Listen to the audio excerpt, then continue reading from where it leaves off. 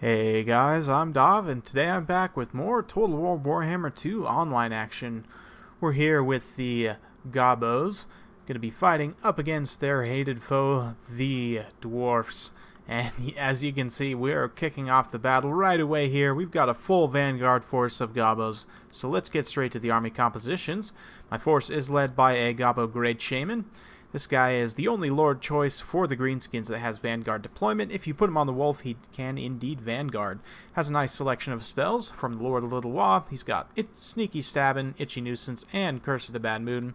Curse of the Bad Moon does a decent amount of damage and also applies a nice debuff, including minus 30 armor, which is going to be obviously very good against the Dwarfs. He also can carry the Crown of Command to make a fellow unit of Gobbos unbreakable, which is going to be very good considering the Gobbos are prone to routing. As you can see, we do have a heavy Vanguard force of Squig Hoppers immediately moving in on these miners. We've got blasting charges going off here, so we've got 4 units of Squig Hoppers here, one of them being the Durkit Squigs. They're up on the high ground there. For the main line, we've got a mix of Nasty Skulkers, 4 of them, 2 on each flank. The center is just regular old Night Goblins with Fanatics. So the Fanatics actually do quite a bit of damage in Mortal Empires. We also have the Warlord's Boys Regiment of Renown for the Armor Sundering. Obviously going to be very good against the Dwarves. And yeah, these Night Goblins, man, the Fanatics do pretty decent armor piercing damage. And I'll be able to show you guys that a little bit here in this battle today. In addition, we've also got the Thief Robbers and one other unit of Goblin Wolf Chariots deployed back here, and the Death's Creepers and Mangy Marauders. So Mangy Marauders obviously have armor piercing.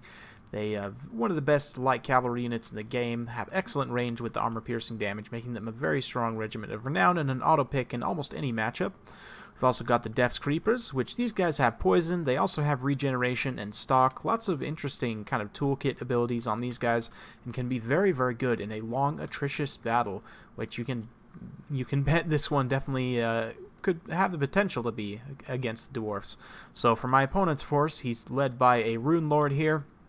Got a main line of Longbeards. We're going to be pretty decent against the Greenskins. You know, they tend to lack armor in general. Obviously, Black Orcs are going to potentially be a common pick in this matchup. Longbeards will do well against everything except Black Orcs. He's also got Organ Gun up here on the high ground, 1 unit of Hammerers, it looks like 2 Thunderers, another unit of Hammerers here, Slayers, as well as a Thane, I'd imagine, yep, carrying the Tormentor's Sword.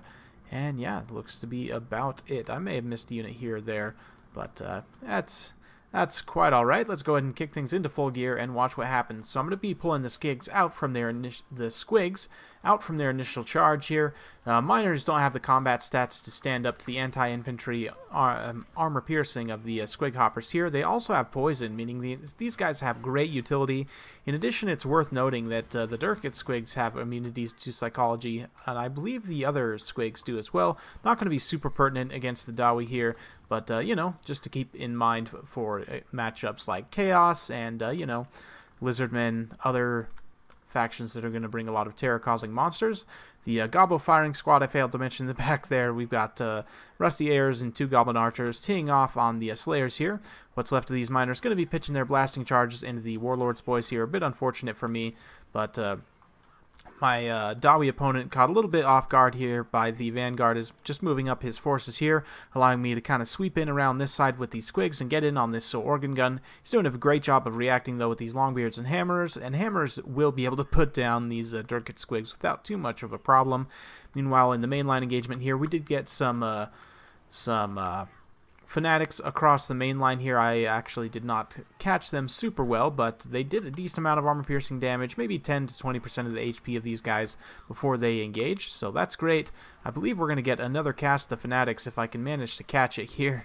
I'll try and show it to you guys, but it actually does a pretty decent amount of damage. There you can see the Fanatics actually going off, and just look at the carnage they're doing in this kind of heavily forested area here. You can just see the path that they took through that line there, so definitely can be very useful in this close quarters engagement. And despite, you know, all these units only fighting mere night goblins, I mean, obviously the night goblins do have some chevrons, making them a little bit better in melee combat, but man, those fanatics just did so much damage there. We're kind of closing around with the nasty skulkers here, going to be able to get a bit of a full surround on this Dawi infantry blob here. Meanwhile, we did lose the warlords boys here. This kind of force is pathing through, but we have been able to just kind of muck up these thunderers and not allowed them to fire at all. The wolf chariots have been doing a great job pulling around, and now we have these nasty skulkers and the squigs going to be getting in on these thunderers as well. We've got a very, very pitched engagement developing here in the center, and a nasty Curse of the Bad Moon there. Going to be doing some nice damage on the Dawi. Unfortunately, you know, a bit of RNG with goblins, and it would never be goblins without RNG. It's actually going to do a lot of damage to my own troops as well, so a bit unfortunate there. It actually just shattered a group of nasty skulkers, and yeah, it's pretty bad. It's going to rout off those night goblins as well, but thankfully the 8 peak loonies are in here. These guys are unbreakable, so they're going to be holding this Dawi pocket in place. Slayers are rear charging them, however. We do have the firing squad on station over in that forest there, just content to fire away. Cannon is back online, but we are going to be able to dispatch some squigs. They're going to be coming up onto this high ground. Meanwhile, this pitched engagement in the forest here is continuing to wear down. Nasty Skulker's doing a great job of doing armor-piercing damage. My Goblin Great Shaman is content to just sit in the forest here. His 94 speed is fast enough to get away from any Dawi infantry here, and we'll kind of just grab some cinematic action as these guys just battle it out here in the pits. And yeah, unfortunately not doing a great job of microing those T-Frobbers, but you know, hey, they're still standing in there, mucking things up. Smoke bombs just kind of keep this this whole pocket pinned in place. I want to just keep them pinned in place while we try and deal with the forces that are kind of compromising my firing line here. We've been able to hopefully bog down this Rune Lord with the Warlords boys here. They will sunder his armor. Granted, he still has about 90 armor, but we're also trying to intercept this unit of Longbeards and just keep them from firing. My opponent did do a very good job of bringing, there's a buff here that gives missile resistance, I believe. Yes, Master Rune of Grungni. So the Rune Lord actually has 35% missile resistance, meaning my Gobbo firing line isn't going to do a whole lot against him. But we have been able to clean up a lot of the Dawi infantry here. You can see hammers very, very low. That's just pure carnage in this forested area here. The Gobbos fighting up against the hammerers here, and man, how many times have we seen this matchup? Beautiful, beautiful stuff. Just absolutely gorgeous. And more fanatics coming through here in the forest, and let's watch it. Just the absolute carnage these guys are wreaking in these dwarf lines. They're already low, you know, dwarfs, and the fanatics actually kind of bounced around off the trees a few times in there and kind of did a bit of a pinball effect and just routed off those dwarfen infantry, so that it was actually enough shock damage to break the morale of these Dawi troops here. So, so far so good. We're a little bit ahead on the balance of power, but it is going to be a knockdown, drag-out fight, as you guys can see from the time left on the battlefield here. Longbeards pathing through, just aggressively trying to get on these Rusty Arrows, which, well, they should. The Rusty Arrows are going to be sundering armor, meaning the rest of my troops will be getting infinitely more value. For those of you guys wondering, at least in my experience, take this with a grain of salt. You know, obviously there are some exceptions to this rule, but armor debuffs are incredibly important. If you don't have armor-piercing troops, then armor debuffs are key to winning an engagement against a high armor faction like the Dawi. Granted, combat stats are a big part of that as well, especially when you're facing a faction like the High Elves that just have amazing raw combat stats, and oh my goodness, more fanatics coming through here, just ravaging that very tattered unit of hammerers and doing a bit of friendly fire as well, but that's quite alright. But yeah, where was I? Anyway, yeah, the High Elves. Armor debuffs in general, though, especially against dwarfs, warriors of chaos, any other faction you think that's going to bring high armor infantry, armor debuffs are very, very important. The Rusty Airs, for the greenskins, the Rusty Airs and the Warlords boys, you also have access to Curse of the Bad Moon potentially as well, and Azhag can also carry Soul Blight, which is a decent armor debuff, but yeah, very important when facing high armor factions. This Rune Lord's going to get a bit inundated here by the Squig Hoppers, and unfortunately he's blocking up my Wolf Chariots, which is not great for me.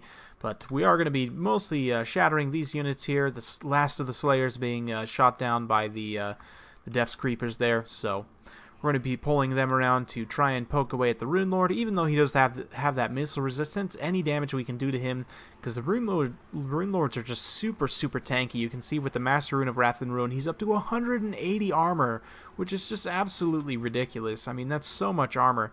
He also has physical resistance, magic resistance, and missile resistance, so he's resistant to pretty much all types of damage. And yeah, it's just going to be really tough to take down. Rune Lords are tanks for sure. But, you know, it is going to be a battle of attrition, so we'll end up fast-forwarding through a lot of this here, but we'll go ahead and, yeah, let's go ahead and drop that now. We're just, using the Gobbo Great Shaman. It's because he has some good speed, we can kind of use him to push off these Longbeards here, just push them off the side of the map, and this regrouped unit of Longbeards here as well. We've got one 8-peak Looney charging in, true hero of the Gobbos there, just died like a true hero of the Gobbos as well, so one group of nasty skulkers here to avenge their comrade, though, and they're going to be dragging down the last of these Longbeards and taking them out. We did pop the sneaky stabbing on them, as well as the Crown of Command, just to make sure they stayed in the fight without routing. Then going to be pulling the Gobbo Great Shaman around to this engagement here. And yeah, the Rune Lord is getting very low. It's taken quite a while to work him down, but the Death's Creepers are here. They also have regeneration, meaning they're going to be surprisingly tanky in this type of engagement. And Gobbo Great Shaman here just dropping, it looks like an Itchy Nuisance. Yeah, Itchy Nuisance, just to debuff the stats of these guys to make sure they don't get too many kills here. We do need our Gobbos to fight to the very end here, so you can hear them cackling gleefully as they fight away at this Rune Lord here that's in a very bad situation. Definitely regretting some life decisions at this point. No doubt this will be written down in the Great Book of Grudges. Among many, no doubt, that the foul goblins have inflicted. So Gobbo Great Shaman, basically just going to be using him to kind of cycle charge in and out. We are going to pop, we did pop a sneaky stabbing on those skulkers. Unfortunately, they routed off, so now it's just a matter of cycle charging in and out with this Gobbo Great Shaman a few times. And man, the Gobbo Great Shaman is a bit of a counter meta pick in my opinion. It's, you know, he's super fast. If you have good micro, you can keep him alive against almost anyone because he's among the fastest ground lords in the game. You know, he's comparable with the Fey Enchantress and some others. He has 94 speed, which is just super fast. With the evasion, it actually bumps it up to 98 speed, meaning this guy is super hard to catch and just an incredible troll. He also allows you to Vanguard, which means you can actually go full Vanguard with the green skins and have it viably work. It definitely catches people off guard, and I've seen it brought even by, you know, the Gobbo King and others in tournaments, and it's just kind of a, like I said, it's a counter meta pick. It's kind of a, you know, it definitely catches people off guard because if they build their army thinking I'm going to have to take on Black Orcs and so on, you can really punish them with sheer numbers. And, you know, Gobbos with the nasty skulkers and all the armor debuffs they carry, as well as lots of really excellent regiments of renown. The all Gobbo thing can definitely work. You know, it's completely viable. You can see from the kills on these Gobbos here, nasty skulkers racking up 129 126, 139 kills, which is absolutely amazing for Gobbos versus Dwarfs. Squigs across the board doing very well, 88 and 80 here. These two didn't do quite as well, but they were the ones that kind of got inundated by those hammerers early on. Morglub's Mangy Marauders and Death's Creepers, you know, they didn't do a whole lot of damage, but the Death's Creepers, with their regeneration kind of hanging in there in the end, acted as a bit of an anchor. The Gobbo Firing Squad had a rough time getting compromised there. But, yeah, just the infantry engagement was super key. You can see 76 kills on the Night Goblins with Fanatics. These ones, the 8-peak Loonies got 54. The Fanatics do a lot of damage, guys. I'm telling you, try it out. But takes a bit of micro, because you do have to time them right and get them, you know, aimed appropriately. But if you do, and you get them into a nice, thick blob of armored infantry, they'll do a ton of damage, I'm telling you. Give it a shot. For my opponent's build, Rune Lord got 70 kills in himself, 79 on the Thane. These guys were tanks in the late game there and tanked out a lot of damage, got quite a few kills. 169 on this unit of Longbeards. That's the one that kind of punched through my front line. 143 on Slayers. You would expect them to do very well against the relatively low armor of the Goblins. They also got a hold of some units of Squigs as well. Hammerers, 105 kills and 51. No chevrons on these guys, though, so I'm not 100% sure they paid off. You know, you'd expect these guys to have a lot of kills against Gobbos, and I did lose a lot, but Thunderers, being able to shut them down as well as this organ gun was kind of a key to success for me. He had no ranged pressure whatsoever, and I was kind of able to dictate the pace of the battle as a result of that, you know, kind of that surprise Gobbo ambush. So, you know what, just because I'm feeling generous, it's holiday special for you guys, so let's go ahead and just throw down on another Greenskin replay. The patch is coming out tomorrow, so why not? You know, I've been neglecting my boys, so we'll throw down on another replay, this time with Azhag the Slaughterer. And as you can see, I've got a front line of 3 Gobbos with silver chevrons. As I explained previously, these guys are better than Orc Boys right now because they have actually better melee defense. They don't have better weapon strength, but they do have more unit models, which is very important. And yeah, they're just better overall, at least right now. Supposedly with the patch tomorrow, I've heard different rumors about what's going to be changed, so I won't really comment too much, but one of the rumors I have heard is that chevrons are going to be less effective. We'll see if that's actually true, but as of recording this, Gobbos are actually, Gobbos with chevrons are actually better than Orc Boys for around the same cost. So these guys actually have 34 melee defense, 23 melee attack isn't great, as well as 25 weapon strength, so they're not going to do a whole lot of damage. But, you know, their leadership being buffed and having 34 melee defense as well as 120 unit models means these guys are a pretty decent cheap infantry option. So, yeah, we've got Azhag, we've got the front line of Gobbos, we've got a couple of Black Orcs mixed in here as well. Orc Biggins and Warlords Boys on this side to act as kind of an anti-cavalry. Over on this side, we've got the 8-Peak Loonies to act as an anchor. Rusty Airs as the sole archer unit here. We've also got mobile force of Squigs over on the other side currently doing some maneuvering. And yeah, of course, the Mangy Marauders as are obligatory in any matchup, especially against Chaos. And Azhag. Azhag's carrying Fate of Yuna, Soul Blight, and Spirit Leech. So I'm going to run Azhag over here and drop a Fate of Yuna on Chaos Knights with Lances because Fate, as of recording this right now, Fate of Yuna is optimized against cavalry units, so it's going to do a ton of damage to these guys, and I was hoping to just cast Fate of Yuna, bring Azhag down in here for a quick charge and see if we can just terrify these guys off the battlefield. Unfortunately, the terror has been nerfed overall in Total War Warhammer 2. I believe, and I don't have any hard numbers, so don't take this as law, but just anecdotally, from my experience, terror seems to take hold at a lower threshold in Total War Warhammer 2, meaning it doesn't take hold as easily.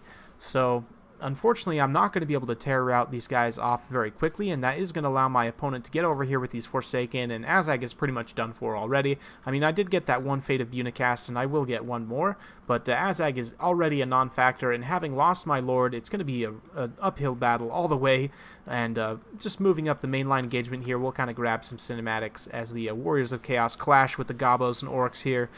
These brave little Gobbos are going to get definitely chopped to absolute bits here by the Chaos Warriors, but, you know, they'll trade decently. They'll hold out for a good amount of time. Black Orcs, meanwhile, they're absolutely going to clean house in this matchup, even against a great weapon unit like Chaos Warriors. Over on this side, we're just pushing around the big ends. Unfortunately, getting a little bit caught up here by the Mangy Marauders, but we've been able to do a lot of damage. We got an early charge in with the Squigs on some of these Forsaken and other units, but they did get routed off. You can see Azhag is now fleeing on the far side, so rough time. However, I do have a bit of an ace in the hole here in the Broken Tusk mob, so this is a good opportunity to discuss the Broken Tusk mob here. So let's go ahead and put it in slow motion as we just talk about a couple things. So this is one of the better regiments renowned for the Greenskins. I mean, honestly, all the regiments of renown for the Greenskins are useful in one way or another. I can't think of one that I don't consider, you know, very useful in one aspect or another. These guys, as compared to regular Orc Boar Boys, Orc Boar Biggins, rather, have much more armor at 90 armor, meaning they're definitely very heavy cavalry, 50 charge bonus. They also have better combat stats, obviously, being a regiment of renown. They have much better leadership, but more importantly, they do have encourage, which is what all, you know, heroic and leadership type units have. So basically what this means is with Azhag gone, the leadership of the army is basically going to default to these guys. I don't have any Gobbo big bosses or anything else to help support leadership here. So this encourage is going to come in absolutely critical if I'm going to hope to pull this game back from that early blunder. You can see I'm already behind on the balance of power despite having won a few isolated infantry engagements here. So let's see if I'm able to pull it back. These Chaos Warriors with great weapons here are going to be charging through and getting on these Rusty Airs. I'm going to be activating these Broken Tusk Mob very, very shortly here to try and spring them free. These Forsaken are also pathing through over on this side, threatening this unit of Mangy Marauders. Meanwhile, the Biggins are engaged on Chaos Warriors with Halberds. Over here on this side, we've got Chaos Warriors with Great Weapons, and being mixed in with the Warlord's Boys, these Gobbos will actually be able to wear down the Chaos Warriors with Great Weapons. Granted, this is about, 900 plus points of unit here, so you would expect these two units in tandem to be able to beat this guy because they're more expensive, but, they're definitely winning here. My opponent's forces are led by Sigvald, which is going to be a bit of an issue. I don't really have a lot of great tools for killing Sigvald now that Azhag has been routed off the field, but, these Black Orcs are getting in here. They're doing their best to chop through. Holy cow, you can see that guy get beheaded? Man, absolutely brutal. I love greenskins. Man, I've missed them. I don't know why I didn't play them too much in this patch. They're honestly pretty decent in Mortal Empires. They're not on par with, I'd say top-tier factions. They're definitely a Tier 2 faction, but they can hang around with most of the Tier 1 factions. And a very, very brutal combat up in here as the Greenskins battle the forces of Chaos here. So yeah, the Broken Tusk Mob being activated as a reserve here, going to rout off these Chaos Warriors with Great Weapons, securing my Gobbo firing line to continue firing away. That unit of Forsaken was also routed off by the Broken Tusk Mob here. These guys are going to act as the general now. They're going to kind of ping-pong into different engagements and help out as necessary. We've cleaned up this pocket here, so we've won that engagement. We're going to be just continuing to toss in forces to try and bog down Sigvald and his buddies, we'll call them, these Chaos Warriors with Halberds kind of supporting there. The Biggins are holding well, considering they're fighting a much more expensive unit. Actually, I say much more expensive. I mean, Biggins are, what, 700? 800? I'd have to go look. I don't remember off the top of my head, but they're actually trading very, very well here against the Chaos Warriors with Halberds. Over on this side, we smashed that unit of Hounds, going to be immediately routing it off the side of the battlefield with the Broken Tusk Mob, and then pathing them over to support in this engagement with this fairly healthy group of Forsaken that did help in routing Azhag off, is engaged on this kind of clump of infantry here. We've got Gobbos mixed in with Black Orcs fighting in a kind of combined Greenskins detachment here. And yeah, the Broken Tusk Mob are going to be pulled around to support. You can see Gobbo firing line still online in the distance. They're firing into the unshielded Chaos Warriors with Halberds there. Unfortunately, with just the Rusty Airs, they would definitely do some damage, but it would have been better if I had maybe one or two other groups of Gobbo archers. Granted, I would have had to commit resources in protecting them, but you can see here these Forsaken are taking quite a bit of damage. They were wavering already, but we're going to help speed their passing here with the Boar Boys in the distance, and at their coming, the Forsaken are wisely going to rout here, so definitely going to have to give them a bit of that sweet pig. Give them that hog call, and I can only imagine what an orc sounds like doing a hog call. Oh dear, maybe I don't want to imagine what that sounds like actually, but nonetheless, Broken Tusk Mob are going to help clean up this unit of Forsaken here, and that should be pretty much all she wrote. So yeah, I mean the balance of power is still very, very close, but considering what my opponent has, he's going to be able to get on these Rusty Airs here and get a little bit of a good charge there and rout these guys off. The Warlord's Boys also going to be routed off there, but we are able to win kind of these isolated engagements. And the fact that the Broken Tusk Mob here are still very, very healthy at 41 unit models. They're, they have no fear at this point, riding proud for the Boar Boys. And yeah, we're going to go ahead and tap it into fast forward for a little while here as the Boar Boys kind of ride home here. They're going to be able to easily clean up these Marauder Horsemen. Their anti-large bonus is, it's definitely going to be too much for all these guys here. So Sigvald, despite his tankiness, is going to get, he's pretty susceptible to cycle charging and, just being worn down through attrition.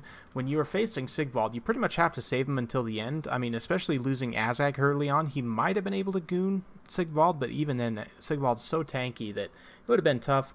But you pretty much just have to leave Sigvald until the end and then basically just do this. So as you can see, the battle's mostly over at this point. I mean, most of my opponent's forces are routed off except for Sigvald.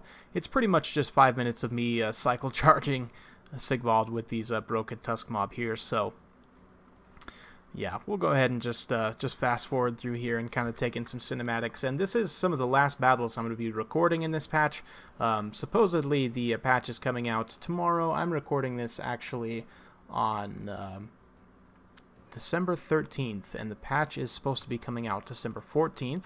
So if you guys definitely going to be bringing lots of battles. We'll see. I'm not expecting too much in terms of balance changes because the balance of the game isn't too far off from where it needs to be right now. Mostly the Empire and Bretonnia are super underpowered, and the game 2 factions, a few of them need a few nerfs in some slight ways. I think maybe not nerfing them necessarily, but rather bringing some of the game 1 factions up. There are a few changes, minor changes you could make to like the green skins, for example, that would make them a little bit more competitive. The Empire and Bretonnia more than any, definitely need some help. I do think Bretonnia has some tools that people haven't really been utilizing very well. I've been doing some testing with the Gobbo King, and he's got some builds that he's come up with that seem pretty decent against most elf factions. There's just the Lizardmen is one matchup that it seems impossible for Bretonnia right now, so we'll see. We'll see what balance changes, if any, are coming in the patch tomorrow. Of course, there's a possibility, that we won't see any balance changes at all, which would be a definite shame. I think the community would be very upset, but I guess we'll see tomorrow. So I know I've enjoyed this Mortal Empires patch. I know not everyone has been super happy with the balance of the game right now, and there definitely are some things that need addressing, but overall, considering how asymmetric Mortal Empires is, considering how many different factions there are and how different their playstyles are, I think Creative Assembly's done a very good job in kind of balancing everything together and, making it both thematic and flavorful as well as balanced. Some people may argue with that, but I do think the game is reasonably well balanced. Yes, there are some issues. Dino healing is an issue for sure. But nonetheless, in this battle report here, throwing away Azhag in the beginning there was definitely a mistake. 124 kills, though, on that broken Tusk mob in the late game. These guys are absolutely clutch. Holding together the leadership of my troops with that encourage was absolutely key. 137 kills and 87 on these Black Orcs. These guys are absolute MVPs, just ballers, complete ballers. 66 on the Biggins. These guys did very well for themselves, and the Gobbos as well. The Gobbo Regiments of Renown, rather, quitting themselves very well. 55 and 48 on the 2 melee variants, and 75 on the Rusty Airs. Durkit Squigs and the Squig Hoppers I didn't play super well. Same thing with these Mangy Marauders, but they did some decent damage and kind of pressuring mobility. My opponent did a good job with the Marauder Horsemen, racked up quite a few kills. Granted, it wasn't on maybe the right targets, but he did get quite a few kills there. Chaos Knights with Lances got negated by the Fate of Yuna, but Sigvald himself, 121 kills, very nice. Tanked out a lot of damage there in the late game. 108 and 104 on these Chaos Warriors is pretty good, 77 here. And 54 kills on Forsaken's not bad. The Warriors with Halberds as well got quite a few kills. Granted, a lot of that's probably inflated a bit by these Gobbos, but still, 35 kills on these Gobbos. They must have been the ones saturated in with those Warlords boys. Did very well for themselves, so hope you guys enjoyed this Greenskins double cast. I know I've been neglecting them a little bit here, so I figured I'd make up for it by giving you guys a double cast today. Azhag and the Gobbo Great Shaman, thank you for watching. If you guys like this kind of content, like and subscribe. I'm keeping it coming with more Total War Warhammer 2 content every single day, so stay tuned for more, and we'll see you next time.